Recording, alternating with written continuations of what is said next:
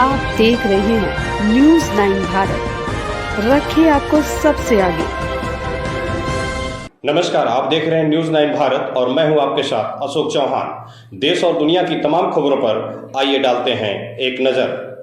आजमगढ़ में उत्तर प्रदेश के जल शक्ति मंत्री स्वतंत्र देव सिंह द्वारा सिंचाई एवं जल संसाधन विभाग से जुड़े विभिन्न विकास कार्यों की समीक्षा की गई एवं विभिन्न परियोजनाओं का लोकार्पण किया गया।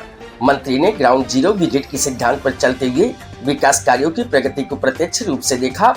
मंत्री ने शारदा सहायक खंड 23 एवं खंड 32 के नवनिर्मित भवनों का लोकार्पण किया। खंड 23 का भवन रुपया 4.34 करोड़ की लागत से तैयार किया गया है, वहीं खंड 32 का भवन रुपया 4.11 करोड़ की लागत से निर्मित हुआ। माननीय मंत्री ने कहा कि इन भवनों के निर्माण से विभागीय कार्यों के संचालन में और अधिक सुविधा और गति आएगी, जिससे आजमगढ़ जनपद को तकनीकी और प्रशासनिक रूप से और अधिक सशक्त बनाया जा सकेगा। उन्होंने कहा कि सरजू नदी से बाढ़ सुरक्षा के लिए जनपद आजमगढ़ में जल शक्ति विभाग द्वारा विशेष प्रयास किए गए हैं। कुल 8 अदद तटबंध जो कि 75.800 किलोमीटर तक फैले हुए हैं का निर्माण कराया गया। इन तटबंधों में 42,732 हेक्टेयर कृषि भूमि और 66,687 जनसंख्या की सुरक्षा से सुनिश्चित की गई है। ये कार्य बाढ़ से होने वाले नुकसान को रोकने और ग्रामीण क्षेत्रों की आर्थिक सुरक्षा को बनाए रखने की दिशा में अत्यंत महत्वपूर्ण कदम है। उन्होंने कहा कि जल संचयन और वर्षा जल संग्रहण के क्षेत्र में भी आजमगढ़ में महत्वपूर्ण प्रगति हुई है। जनपद में कुल 795 तालाब चिन्हित हैं, जिनमें से 597 तालाबों को 6 मई 2025 तक भरवा दिया गया।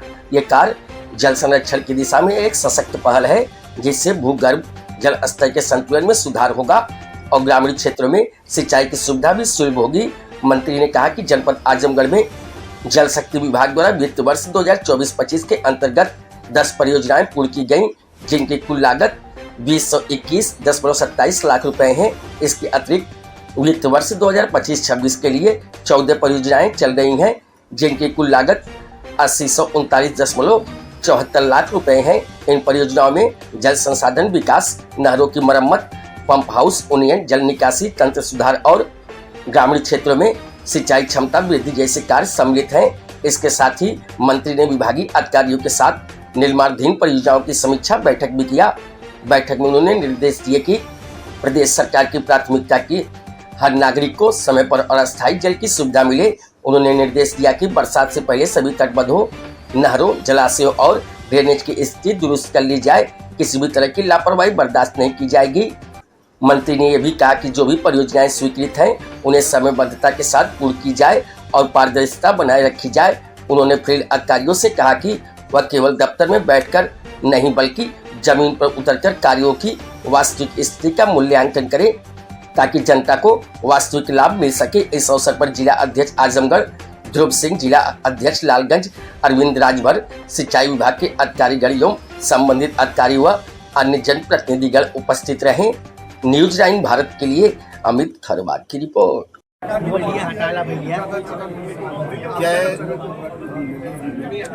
सिंचाई मंत्री बनने के बाद आदरणीय योगी जी के पिछले 8 वर्षों के कार्यकाल में सिंचित क्षमता भी बढ़ी है। जो बाढ़ का भीषण प्रकोप होता है,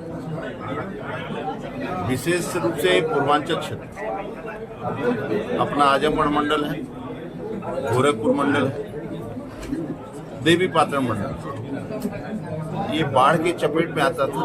उसे सीतापुर, लखीमपुर, पीलीभीत और शाहजहांपुर, इस प्रकार के जिले जो हमारे संवेदनशील, अति संवेदनशील, आज हम संवेदनशील, अति संवेदनशील बाहर निकले। लगभग 40 लाख हेक्टेयर भूमि 8 वर्षों में हम सुरक्षित किए। बाढ़ की परियोजना का लगभग 10,000 करोड़ खर्चा हुआ बाढ़ की परियोजना में 8 वर्षों में, और टेंडर के माध्यम से भी हम लोग ने 300-400 करोड़ रुपया बचत की, जो बिलो टेंडर जाने। इस बार भी 100-200-300 हमें लगता है बचेगा टेंडर के बाद। और जो बाढ़ की सुरक्षित परियोजना होती है, मान लीजिए 10 लाख हेक्टेयर, तो 1 हेक्टेयर में लगभग 2.5 एकड़ भूमि होती है। किसानों का हम 10,000 करोड़ खर्चा किए तो 40 हेक्टेयर बताए तो लगभग 50,000 करोड़ रुपया किसानों के जेब में एक फसल में, केवल गेहूं के फसल में जो बचत हुई। तो आदरणीय योगी जी के आने के बाद ऐसी जितनी भी परियोजना हमारी है वो परियोजना पूर्ण हो और किसान को सुरक्षित। इसी तरह सिंचाई के लिए देखें, जो आजमगढ़ में हम सिंचाई करते हैं लगभग 600-700 किलोमीटर चलकर हमारी नहरें आती हैं और उस नहरों से टेल तक पानी पहुंचाना, तालाबों को भरना, ये भी हम सुनिश्चित करते हैं। कभी कभी समस्या होती है लेकिन फिर भी पानी लोगों तक पहुंचे और पानी पहुंचेगा नहरों के माध्यम से तो भूजल स्तर भी ठीक होगा और किसान को पानी भी मिलेगा। और इस मौसम में गर्मियों में हम तालाब भी भरने का काम करते हैं। लगभग आपके आजमगढ़ में हमारे 795 लगभग है संख्या है, जिसमें 597 तालाब हम भर चुके हैं, यानी 6/5/2025 तक। लगभग 1,72,287 हेक्टेयर हम सिंचित करते हैं अपने ट्यूबवेल के माध्यम से, लघु सिंचाई के माध्यम से भी। शेष भूमि हम सिंचित करते हैं, कोई ऐसी भूमि न रहे कि सिंचित न हो। तो ये मेरा अभियान चलता है और जो आज लगभग 8 अदद हमारे तटबंध के हैं जो 75 किलोमीटर सुरक्षित करेगा। हमारी लगभग 42,732 हेक्टेयर फसलों और 66,687 जो जनसंख्या है उसको भी हम सुरक्षित रखें, किसी प्रकार की जनहानि होना और 8 वर्षों में किसी प्रकार की जनहानि भी नहीं आदरणीय योगी जी के आने के बाद।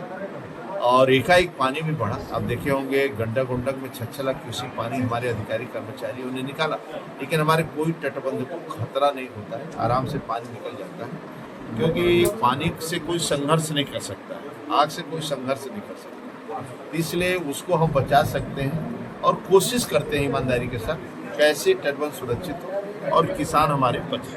सर, आज ऑपरेशन सिंदूर को लेकर के पूरा देश गदगद है, बीजेपी क्या कहना चाहेगी इससे? देखिए, आज़ादी के बाद पहली बार ऐसा लगता है कि जो हमारा गौरवशाली इतिहास है वो वापस हुआ। आज आदरणीय मोदी जी के नेतृत्व में एक चाय बेचने वाला जब देश का प्रधानमंत्री बनता है, जब हिंदुस्तान के किसी व्यक्ति को कुछ भी होता है सो नहीं पाते, कष्ट जब तक बदला नहीं लेगा। आप दिन दहाड़े घुसकर चोरी छिपके इस प्रकार वारदात करते हैं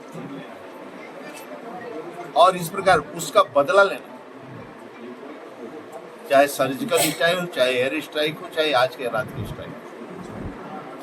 और पाकिस्तान आतंकवादियों को संरक्षण दे, गुंडों को संरक्षण दे और हिंदुस्तान में आके वारदात करे, ये बर्दाश्त नहीं।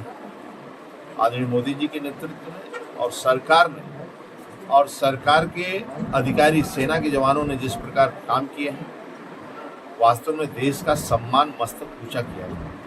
आज देश का सम्मान बढ़ा है पूरी दुनिया के अंदर। जो भारत माता जय बोलने में लोग डरते थे, लेकिन जब से आदरणीय मोदी 14 से आए तब से तिरंगा भी झंडा फहरता है। और सबसे बड़ी बात है कि आदरणीय मोदी जी के कारण और भारतीय जनता पार्टी की सरकार के कारण आप देखे होंगे पहली बार ऐसा हुआ है, चाहे हिंदू हो, चाहे मुसलमान हो, चाहे कश्मीरी हो, चाहे कन्याकुमारी हो, चाहे कच्छ हो, चाहे कामरूप, पूरा देश और दुनिया में भी रहने वाले लोग और संपूर्ण विश्व के लोग आतंकवाद के खिलाफ हैं और जोर से बोले। आज उसका बदला लिया गया।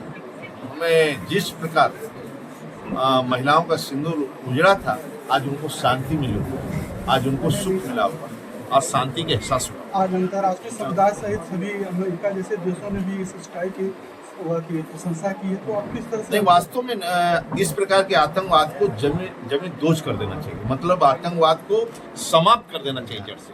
नक्सलवाद समाप्त हो रहा है और आतंकवाद भी अब जड़ से समाप्त हो रहा है। आदरणीय मोदी जी के नेतृत्व में, आदरणीय अमित शाह जी के जिस प्रकार काम हो रहा है, रक्षा मंत्रालय से राजनाथ सिंह और अधिकारी कर्मचारी, जो सेना के जवानों ने जो बहादुरी दिखाई है, वास्तव में पूरा हिंदुस्तान नतमस्तक है। आज उनको सैल्यूट मारता है, मतलब आज पूरा देश उनकी वाहवाही कर रहा है। सर, पाकिस्तान की तरफ से भी ऑफिशियल बयान आ चुका है, तो क्या विपक्ष को भी इस बार? देखिए, प्रश्न मेरा नहीं, हमें काम करना है और अपने जनता जनार्दन को सुरक्षित रखना। और उनकी बदला लेना। आज पूरा हिंदुस्तान एक साथ खड़ा है, पूरा हिंदुस्तान आदरणीय मोदी जी के साथ खड़ा है, पूरा विश्व भी खड़ा है आतंकवाद के मुद्दे पर। बहुत 8 साल में समय से पूरा कर रहे हैं। आप देखेंगे बाढ़ के पहले बाढ़ की परियोजना जो सपा शासन में बह जाती थी, बीजेपी शासन आने के बाद बाढ़ की परियोजना जून तक हम पूरा कर लेंगे। बाढ़ इस बार जुलाई के प्रथम सप्ताह में आ गई, लेकिन हमारी अधिकांश परियोजनाएं पूर्ण हो चुकी थी और अधिकांश परियोजनाएं संकट के ऊपर आ गई थी। यानी इस प्रकार के सब लोग काम कर रहे हैं, सभी अधिकारी कर्मचारी इसी तरह काम करते रहे और जनता जनार्दन की सेवा करते रहे। मैडम जी सर। हाँ सर, ठीक है ठीक है। हर हर महादेव।